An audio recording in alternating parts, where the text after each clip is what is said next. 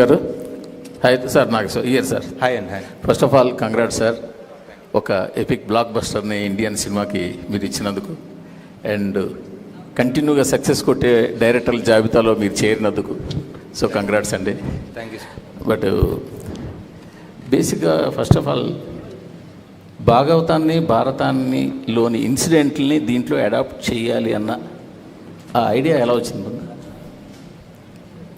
అంటే మనం ఆల్మోస్ట్ మన తెలుగు సినిమా అంటే మనకు ఫస్ట్ గుర్తొచ్చే పేరు మాయాబజార్ కదా సార్.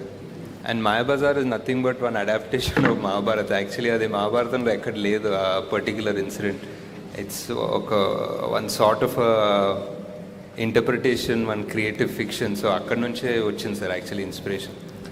బట్ మీరు కొన్ని వందల సంవత్సరాల తర్వాత కాశీ నగరం కావచ్చు, ప్రపంచం కావచ్చు, చాలా దారుణమైన పరిస్థితుల్లో ఉన్నట్టుగా సినిమా ఎత్తుకోవడమే అక్కడ ఎత్తుకున్నారు.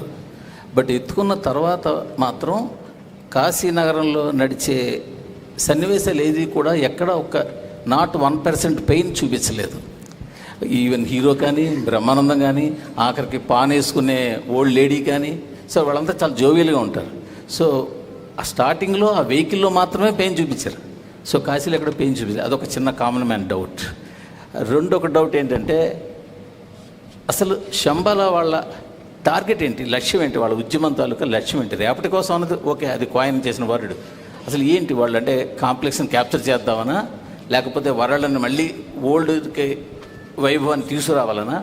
ఈ రెండు ఒక కామన్ మ్యాన్ డౌట్స్. అంటే రెండు డౌట్స్కి అంటే మూవీ డెఫినెట్లీ ఫస్ట్ పాయింట్ ఒక క్రియేటివ్ చాయిస్. ఇంకా ప్రభాస్ క్యారెక్టర్ ఆర్ బైర్వా క్యారెక్టర్ని ఒక రకమైన అంటే ఆయన్ని కూడా ఒక విషాదంలో చూపించకుండా ఒక చిన్న లైట్ హార్టెడ్ మేనర్గా పోర్ట్రే చేద్దామని.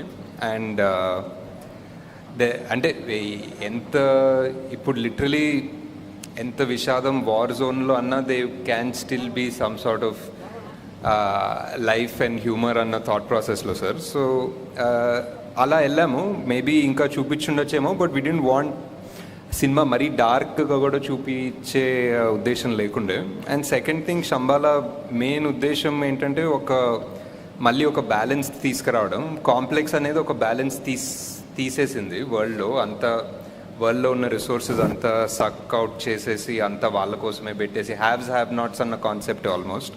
సో అంతా వాళ్ళ దగ్గరే దాచుకున్నారు. జస్ట్ రీడిస్ట్రిబ్యూషన్ ఆఫ్ రిసోర్సెస్ అన్న లక్ష్యమే సార్ వాళ్ళు.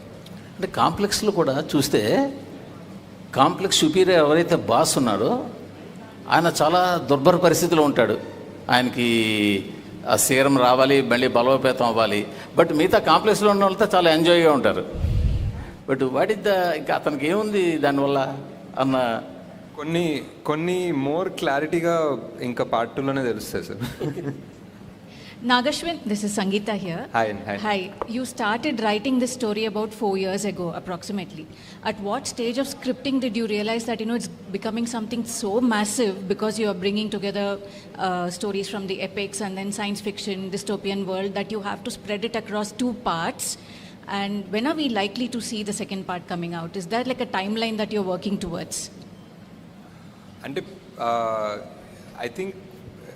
I think the idea was to make it in one part, but as we tried to do justice to 4 characters and their story, and somewhere just in the first few schedules only we realized we couldn't really manage this in one film, and trying to manage this in one film itself had its challenges.